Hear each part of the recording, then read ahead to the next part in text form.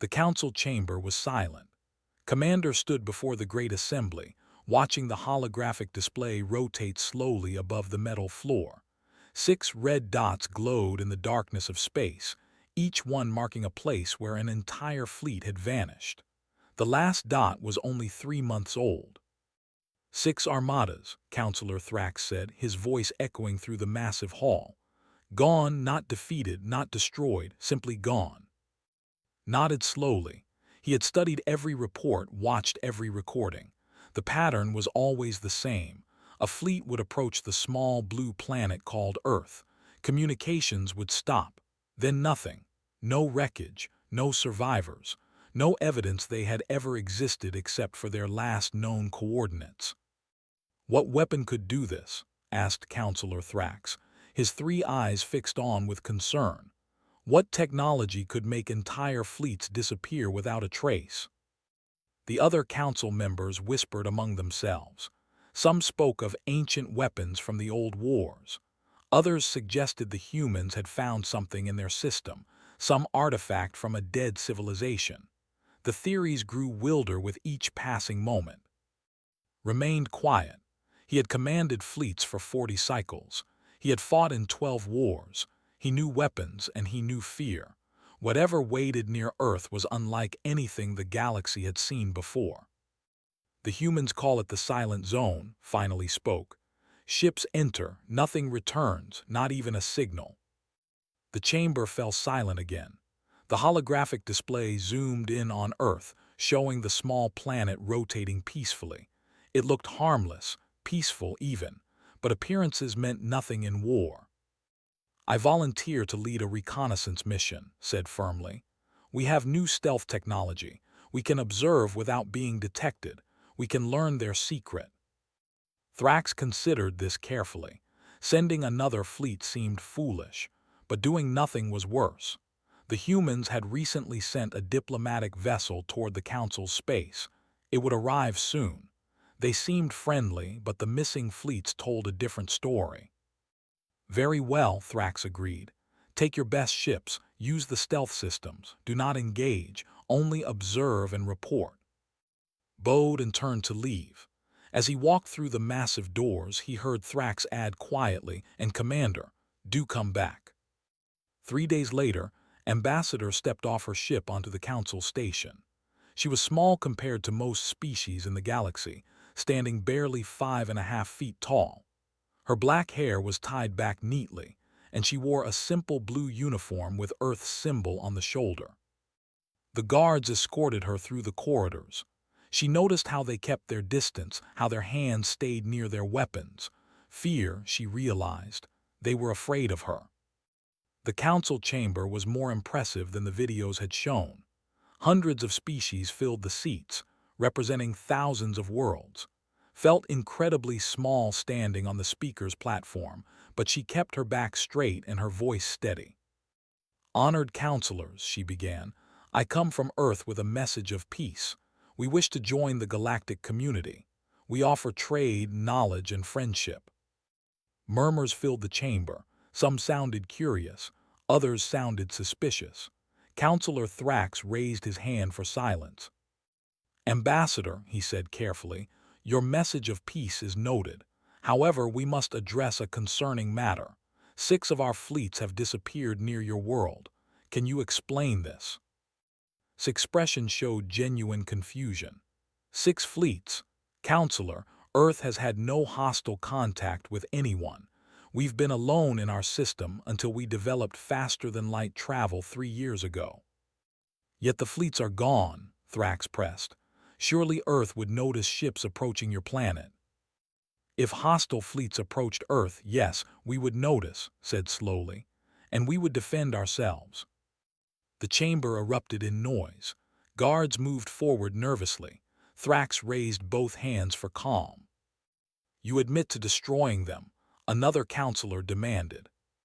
I admit nothing because I know nothing about these fleets, replied firmly. But I will say this clearly. If anyone attacks Earth, we will fight back. We will protect our home. Watched the exchange from a private viewing booth above the main floor. He studied the small human carefully.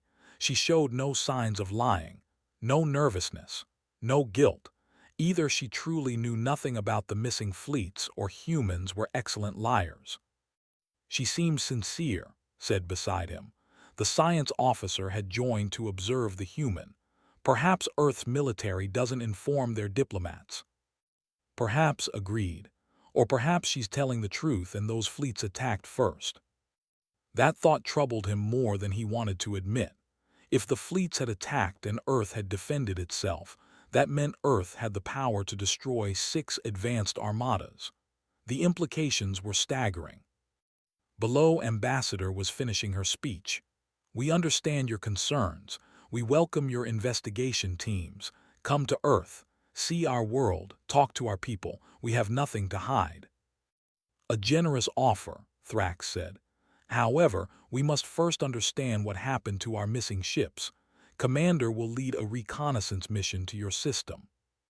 Nodded. Of course. I'll provide him with communication codes and safe approach vectors. We'll welcome his ships and answer any questions. Frowned. That was not the response he expected. If Earth had a devastating, why would they invite scouts to investigate? Unless it was a trap, or unless they were confident enough in their power that they didn't fear discovery. The council session ended with an agreement. Would remain at the station as a guest whilst mission investigated Earth. If all went well, formal relations could begin. If not well, the council would deal with that problem when it arose. As left the chamber, she passed by a viewing window showing the stars beyond. Somewhere out there was already preparing his fleet. She sighed quietly. Earth had hoped first contact would be simple. They had hoped for friends among the stars. But she knew human history. She knew that peace was often won through strength. And she knew that whatever found at Earth, he would find humans ready to defend their home. She just hoped he would choose to approach peacefully. Because if he didn't, he would become the 7th fleet that never returned. The stars looked different through the stealth field. Stood on the bridge of his flagship, watching space shimmer and bend around his fleet. The new cloaking technology was the best the galaxy had ever produced. It bent light, masked heat signatures, and scattered sensor beams. They were invisible ghosts drifting through the void.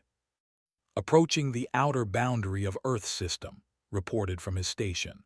The science officer's 4 hands moved quickly across multiple displays. No signs of detection. The stealth field is holding perfectly. Maintain course, ordered. Passive sensors only. I want to see them before they see us. His fleet consisted of 12 ships, all equipped with the most advanced technology. They moved slowly, carefully, like predators stalking prey.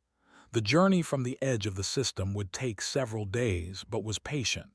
Rushing had killed the previous fleets. He would not make the same mistake. On the 3rd day, they found the first debris field. Commander called out, excitement in his voice. I'm reading wreckage ahead, large quantities, multiple ship signatures. Moved to the science station. The display showed scattered debris spread across thousands of kilometers, twisted metal, shattered hull plates, the remains of what had once been a proud armada. Launch a probe, ordered. I want detailed scans. The probe moved silently through the debris, its cameras capturing everything. Watched the images appear on the main screen. His blood ran cold. The damage was brutal.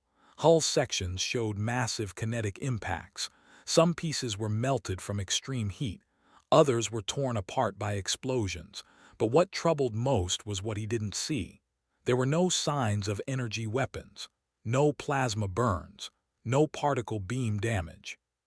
This is primitive warfare, said quietly. Projectiles, explosives, nuclear weapons from the radiation signatures. How is that possible? Another officer asked. Those fleets had shields that could stop such weapons easily. Studied the wreckage carefully. Then he saw it. The debris showed signs of overwhelming numbers, thousands of impacts, millions of small projectiles. The shields hadn't failed. They had simply been overwhelmed by sheer volume of fire. Move forward, he ordered, carefully. They found 5 more debris fields as they approached Earth. Each told the same story. Advanced alien fleets destroyed by primitive but devastating weapons. Began to understand. Earth didn't have one. They had thousands of regular weapons used in massive quantities. Meanwhile, on Earth, Captain Minu sat in the defense station orbiting high above Korea. His screens showed the normal traffic of the day. Cargo ships moving between Earth and the Moon. Mining vessels heading to the asteroid belt. Tourist shuttles carrying people to the orbital hotels. But something felt wrong. He called to his communications officer. "Are you seeing this?" Lieutenant checked her displays. "What am I looking for, sir?" "Gravitational fluctuations, very slight, here and here." He marked several points on the tactical display. Ran the numbers through the computer. Her eyes widened. "That's not natural. Those patterns suggest artificial mass displacement." "Cloaked ships," Minu said quietly. He had expected this. When Ambassador had left for the Council, Earth's military had prepared. They knew aliens would come to investigate. The only question was whether they would come peacefully. "Begin standard first contact protocols," Minu ordered. "Broadcast on all frequencies. Let them know we're friendly." Activated the communication array. "Attention unidentified vessels. This is Earth Defense Station 7. We detect your presence and mean you no harm. Please respond on any frequency. We welcome peaceful contact." On bridge, the message came through clearly. His communications officer looked at him in surprise. "They can see us?" the officer asked. "That's impossible." "Play the message," ordered. They listened to Lieutenant's greeting. Her voice was calm and professional, welcoming, even, but was not fooled. They had been detected despite the best stealth technology in the galaxy. That meant Earth's sensors were far more advanced than anyone had thought. "Do we respond, Commander?" asked. Thought carefully. If he responded, he revealed his position completely. If he stayed silent, Earth would know he was hostile. Either way, the element of surprise was gone. "Maintain stealth," he decided. "Do not respond, but increase speed. I want to reach scanning range before they can prepare a defense." It was the wrong decision. As fleet accelerated, alarms began sounding across Earth's defense network. Captain Minu watched the gravitational signatures move faster, heading directly toward his station. "They're not responding to hails," reported, "and they're accelerating, heading straight for us." Minu felt his stomach tighten. He had hoped for peace, but he had prepared for war. "Send the code," he ordered quietly. "Alert all stations. Unknown hostile contacts approaching." Across Earth's orbit, hidden defense platforms came to life. Weapons that had been disguised as satellites in space debris suddenly activated. Missile batteries opened their covers. Rail guns charged their capacitors. Fighter squadrons scrambled from hidden bays. Saw none of this. His stealth field hid him from Earth's sensors, but it also limited his own ability to see. He was flying blind, trusting his technology to keep him safe. "Approaching target coordinates," his navigator reported. "The orbital station should be directly ahead." "Prepare weapons," ordered. "Target the station. One precise strike will disable it and scan for the—" "Commander," said nervously, "perhaps we should reconsider. The humans were willing to talk." "They were willing to let us into a trap," corrected. "We stay alert, we stay ready." His fleet dropped out of stealth at the perfect moment, weapons charged and ready. They appeared in orbit, targeting what looked like a small, lightly defended station. Then reality hit them. The small station was actually a fortress. Its hull was covered in weapons. Before could give orders to fire, the station's point defense systems opened up. Thousands of small projectiles filled the space around his ships. But that was just the beginning. All around his fleet, hidden platforms, missiles launched from dozens of locations. Rail gun rounds traveling at incredible speeds smashed into his shields. "Evasive action," shouted. All ships scatter. His fleet tried to break formation, but Earth's forces had planned for this. Every movement they made was predicted. Every escape route was covered. It was like fighting an enemy who knew exactly what they would do before they did it. "They're everywhere," his tactical officer screamed. "I'm reading hundreds of defense platforms. No, thousands." Watched in horror as his shields began to fail under the constant bombardment. This wasn't a battle. This was an execution. Earth hadn't built one. They had turned their entire orbital space into a killing field. "All ships," he transmitted. "Retreat, get out of range." But it was too late. Earth's fighters were already launching, and unlike anything had ever seen, they didn't fly in neat formations. They swarmed like insects, chaotic and unpredictable, each pilot fighting with their own style. In the lead fighter, Pilot grinned as she dove toward the alien ships.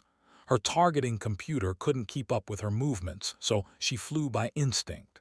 The aliens were used to logical tactics, predictable patterns. Humans didn't fight that way. As explosions lit up the space around Earth, realized the terrible truth. They hadn't discovered Earth's secret. They had walked straight into it. The battle was chaos, had fought in many wars, but nothing had prepared him for this. Human fighters moved like they were insane, breaking every rule of combat he knew. They dove straight into crossfire. They flew impossible patterns that should have killed them, and somehow it worked. "Shield generators at 30%, his tactical officer shouted over the alarms. "We can't sustain this." Watched his fleet falling apart. Two of his ships were already gone, torn to pieces by the constant bombardment. The others were barely holding together. His flagship shook as another volley of missiles struck the weakening shields. Pilot rolled her fighter between two alien ships, firing as she went. Her movements were pure instinct. She didn't think about what she was doing. She just did it. Behind her, other pilots followed her lead, each one fighting their own way. "This is to all units," she transmitted. "They're trying to group up. Don't let them, keep them scattered." The human fighters swarmed around the alien ships like angry bees. Every time the aliens tried to form a defensive position, the fighters broke them apart. It was beautiful and terrifying at the same time. Deep below Earth's surface, General watched the battle on multiple screens. His command center was buried under a mountain, protected by layers of steel and concrete. Around him, dozens of officers coordinated the defense. "The alien fleet is trying to retreat," one officer reported. "Should we let them go?" Considered this carefully. Letting them escape would send a message, but it might also encourage more attacks. He needed to send a different message, a clear one. "Disable their flagship," he ordered, "but don't destroy it. I want prisoners." On the surface, Lieutenant received the orders. She targeted its flagship with precise weapons fire, not to kill but to cripple. Rail gun rounds smashed into the engine section. Missiles took out the weapons arrays. Within minutes, the mighty flagship was drifting, powerless and helpless. "Sir, the flagship is disabled," reported to Captain Minu. Minu nodded. "Tell the fighters to stand down. Let the other ships retreat. We've made our point." Watched in disbelief as the human forces stopped firing. His remaining ships limped away, jumping to faster-than-light speed as soon as they were clear. But his flagship stayed behind, dead in space, surrounded by human forces. "Why did they stop?" asked quietly. "They could have destroyed us completely." "I don't know," admitted. His hands were shaking, not from fear, but from the realization of how badly he had underestimated Earth. Hours later, Dr. Sara entered the holding area where the alien survivors were being kept. She was one of Earth's few experts on alien life, but today she was here as a translator and, in a way, a teacher. The aliens sat in groups, their wounds treated by human medics. They looked confused and scared. Sara couldn't blame them. They had come expecting to find Earth's secret weapon. Instead, they had found something much worse. "I'm Dr. Sora," she said through the translation device. "I'm here to answer your questions." One of the aliens, a junior officer, spoke up. "What weapon did you use? We detected no energy signatures consistent with advanced technology." Sora smiled sadly. "That's because we didn't use advanced technology. We used missiles, rail guns, kinetic weapons, the same things we've been using to kill each other for centuries." The aliens looked at each other in confusion. Another one asked, "But how did you defeat us? Our shields, our armor, our tactics are proven across 100 worlds." "Because you fight like everyone else in the galaxy," Sora explained. "Logical formations, predictable patterns, standard tactics. We don't do that. We fight like humans." She pulled up a holographic display showing Earth's history, battles from ancient times to the modern era. The aliens watched in growing horror as war after war played out before them. "This is our history," Sora said quietly. "Thousands of years of warfare. Every nation, every culture, finding new ways to kill. We perfected the art of destruction long before we reached the stars." She showed them the 6 previous alien fleets that had attacked Earth. Each battle was recorded, analyzed, and stored. The aliens could see how each fleet had been defeated. The first fleet had attacked openly, confident in their power.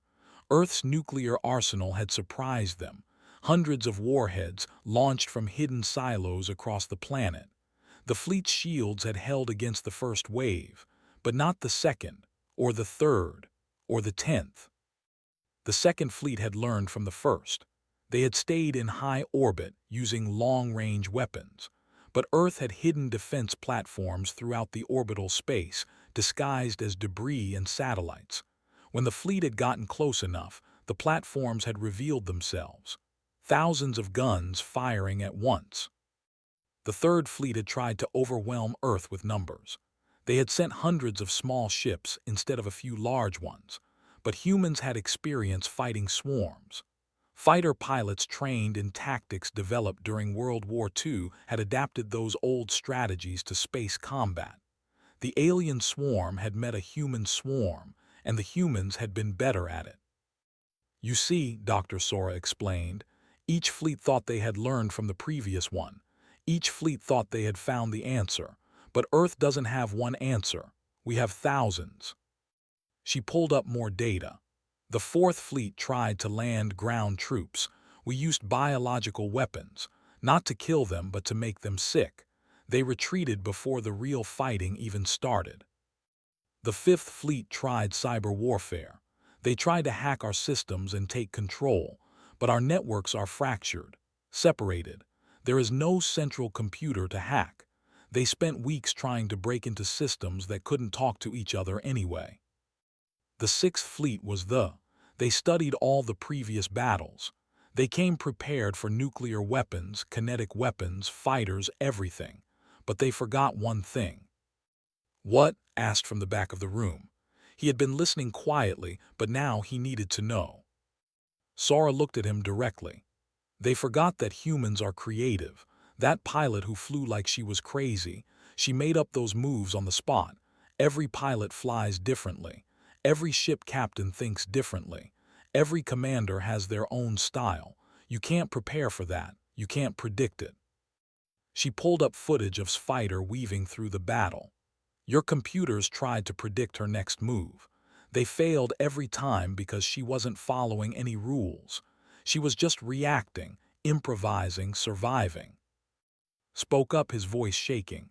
"But this is madness. Warfare should be logical, organized, efficient." "Should be," Sora agreed.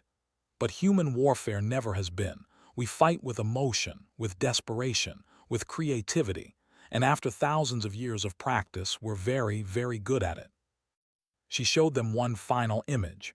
Earth, seen from space, beautiful and blue and peaceful looking. "We don't want war," Sora said softly. "We never wanted to fight you. Every fleet that came here came as an aggressor. Every fleet gave us no choice. We defended our home the only way we knew how." "By using everything," said quietly. He finally understood. Yes, Sora confirmed.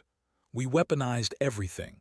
Our history, our creativity, our chaos, even our unpredictability. We don't have one, Commander. We have 10,000 regular weapons and the willingness to use all of them at once. The holding area was silent. The aliens were beginning to understand the terrible truth. They hadn't faced a superior civilization. They had faced a civilization that had spent its entire existence learning how to survive against impossible odds. Every war humans had fought against each other had been training for the day when the real threat came from the stars. What happens to us now? Asked. Sora smiled. That depends. General wants to speak with you. He wants to explain why you're still alive, and he wants to make sure no one else makes the same mistake you did. As she left, the aliens sat in silence, processing what they had learned. Outside, Earth continued to spin peacefully, but now they knew the truth. That peaceful planet was the most dangerous place in the galaxy, not because of what it had, but because of what it was. A world of survivors who had learned to turn anything into a weapon. The boarding party moved through the corridors of flagship with practiced efficiency.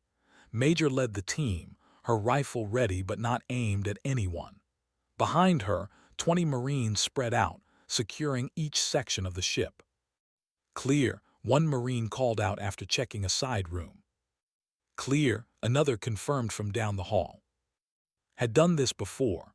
Not in space, but the principle was the same. Move fast, stay alert, control the situation without escalating it. Her grandfather had been a Marine too, back when Earth's wars were only against itself.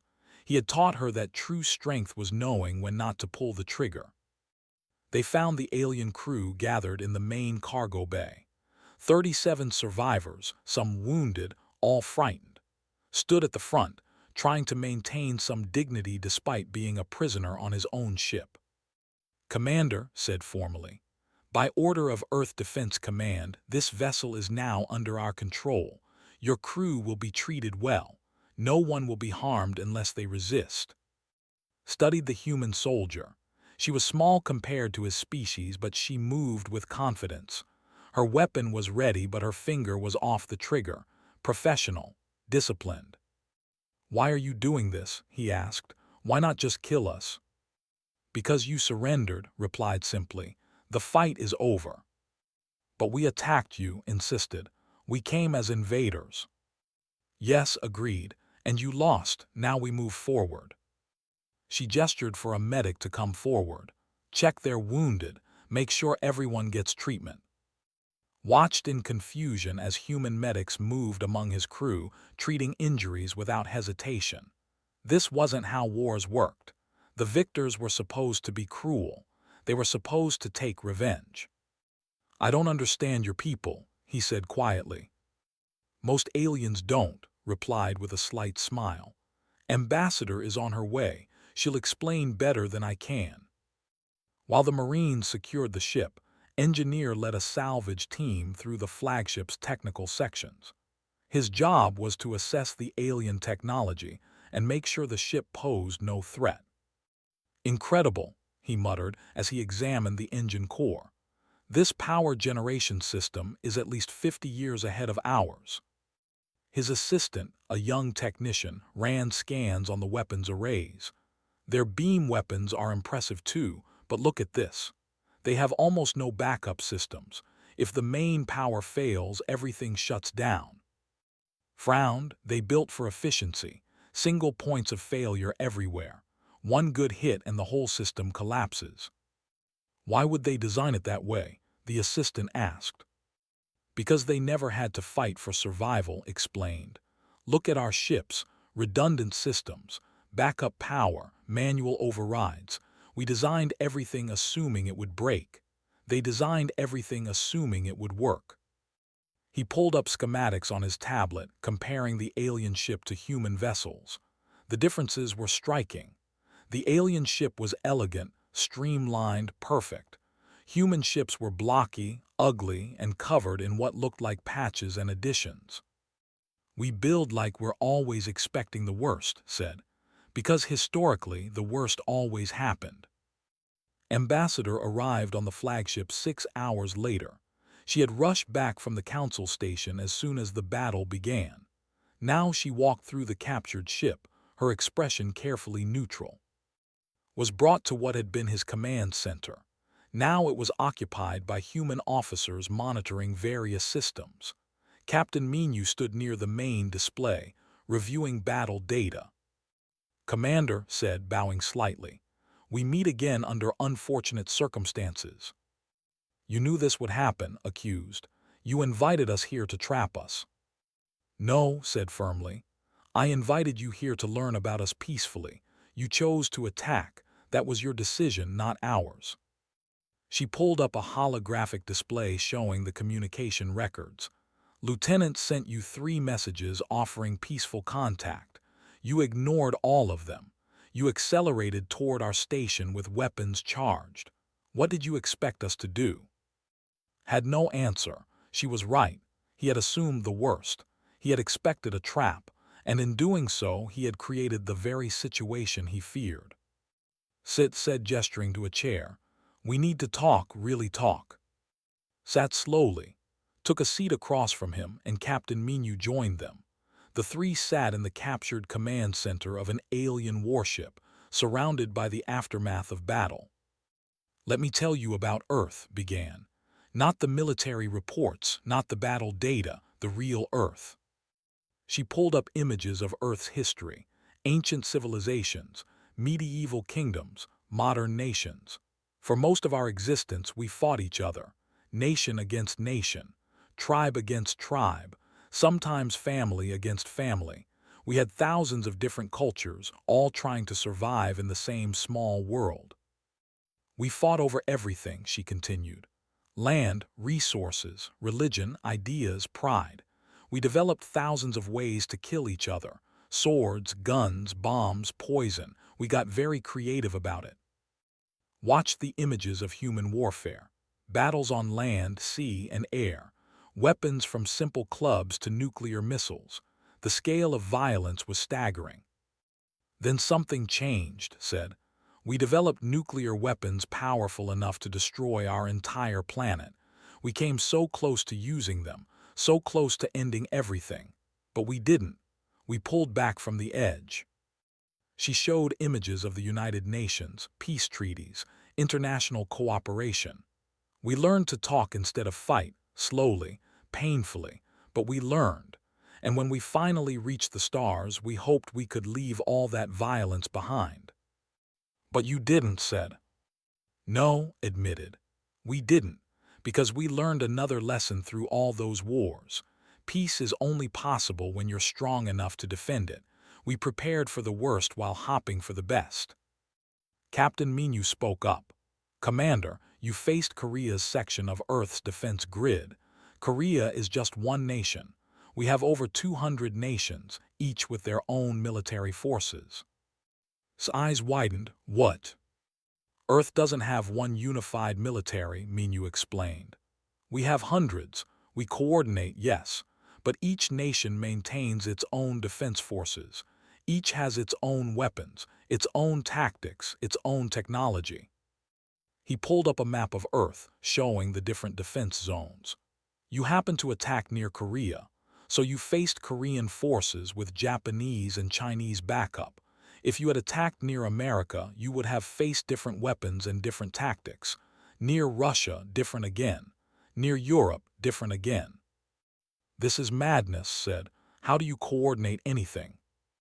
"With difficulty," said with a smile. "But that's the point. You can't predict us because we can't even predict ourselves. There's no central command to hack, no single strategy to counter, no one way we fight." She leaned forward. "Every nation on Earth contributes something different to our defense. Different weapons, different tactics, different ways of thinking. An enemy would have to defeat all of us, and we all fight differently."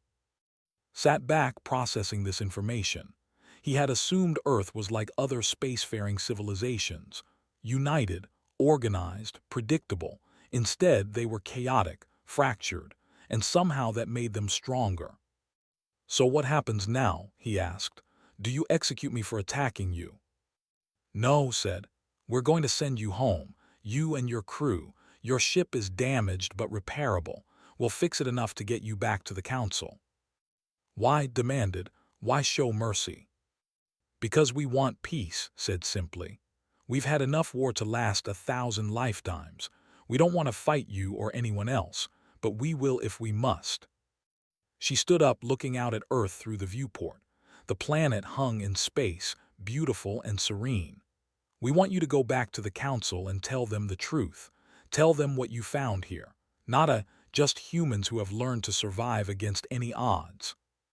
Tell them Earth is willing to be friends, Captain Minu added. But tell them never to attack us again, because next time we might not show mercy.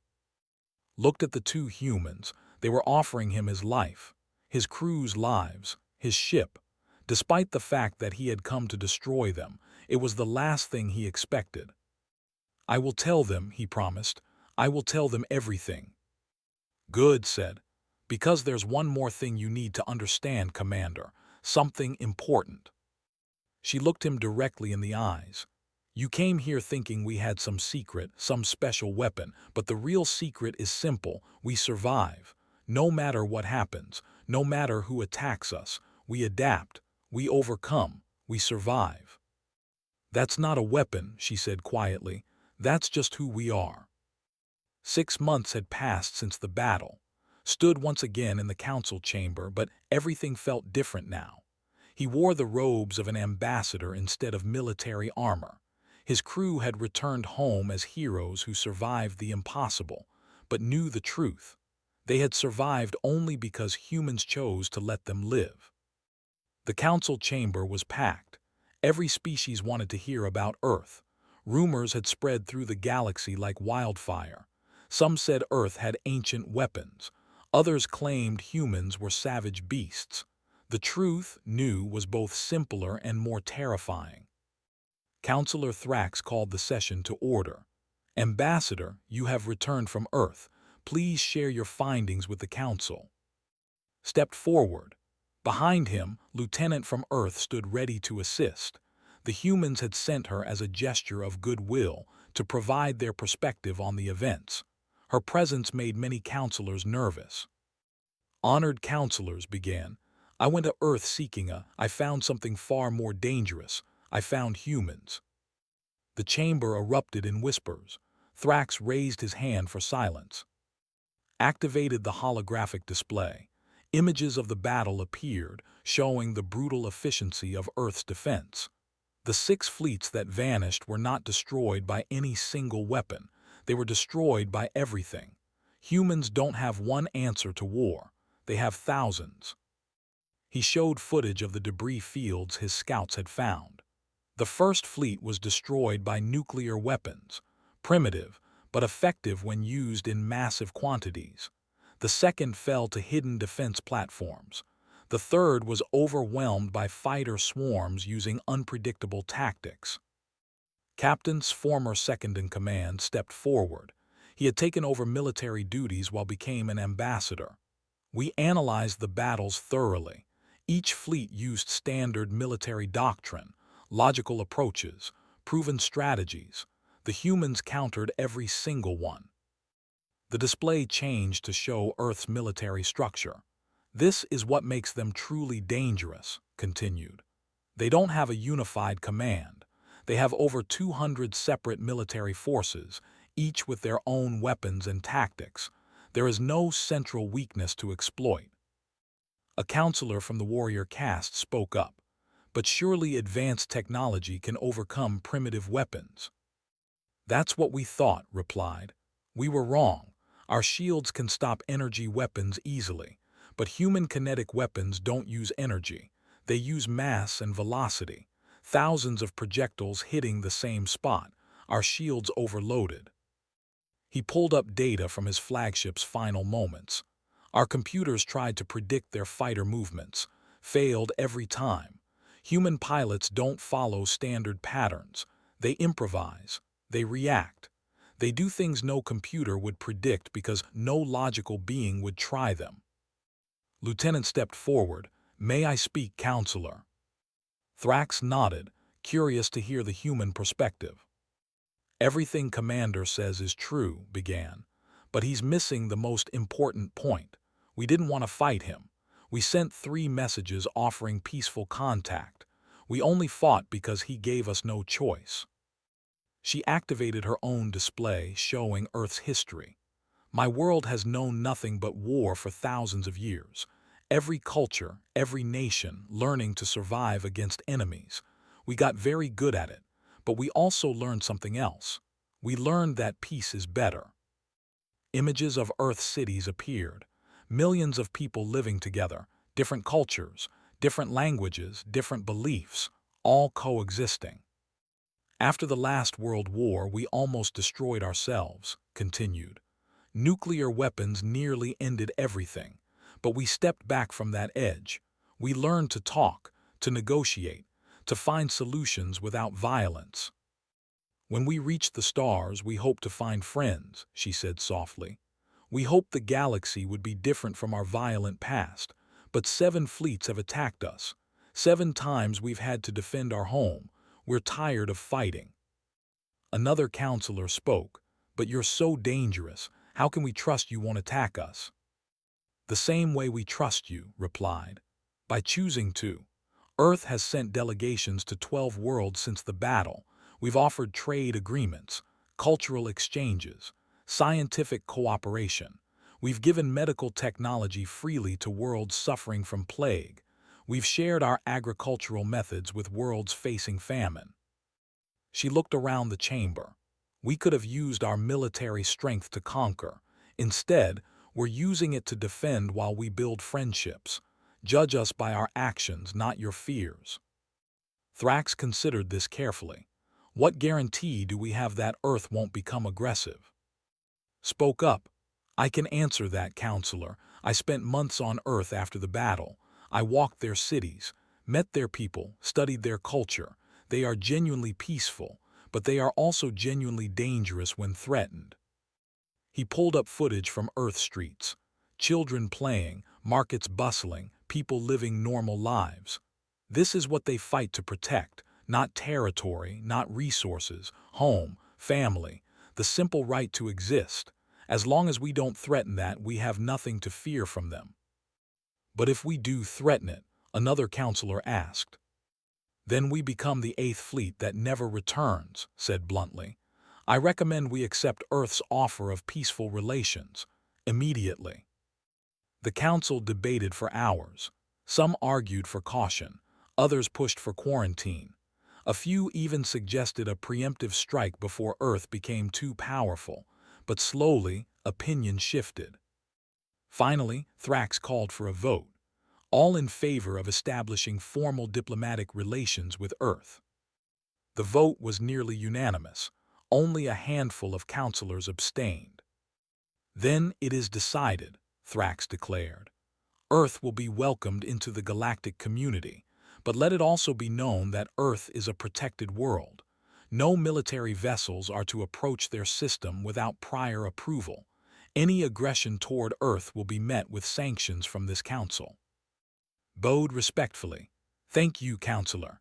Earth looks forward to peaceful cooperation with all member worlds." After the session, and stood together on an observation deck, looking out at the stars. Ships from 100 worlds moved through space around the station. "Do you think it will last?" asked the peace. "I hope so," replied. "But humans have a saying, hope for the best, prepare for the worst. We'll keep hopping, but we'll also keep preparing." "That's what scares the council," said. "Not your current power, but what you'll become. You've only been in space for 3 years. In 10 years, 20. Where will your technology be?" Smiled. "Hopefully we'll use it to explore, to learn, to help others. That's what we want. But yes, if someone threatens us again, we'll be ready." She turned to look at him. "You could have died in that battle. Why did you become an ambassador?" "Because I understand now," replied. "I understand that strength without wisdom leads to destruction. Earth has both. You're strong enough to destroy, but wise enough not to. I want to learn that wisdom." "Then you're welcome on Earth anytime," said. "We can teach you. just like we hope you can teach us about the galaxy." They stood in comfortable silence, watching the ships pass by. In the distance, a small vessel with Earth's markings departed the station, heading home. It carried messages of friendship to worlds that had once only heard warnings about the silent zone. Back on Earth, Ambassador received the news of the Council's vote.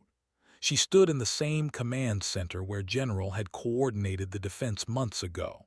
Now it was quiet, monitors showing peaceful orbital traffic. "We did it," Captain Minu said beside her. "We're officially part of the galactic community." "Yes," agreed. "But now comes the hard part, living up to their expectations while maintaining our defenses." "Do you think anyone else will attack?" Minu asked. Considered the question carefully. "Eventually, someone will.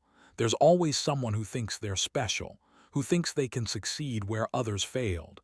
When that happens, we'll be ready."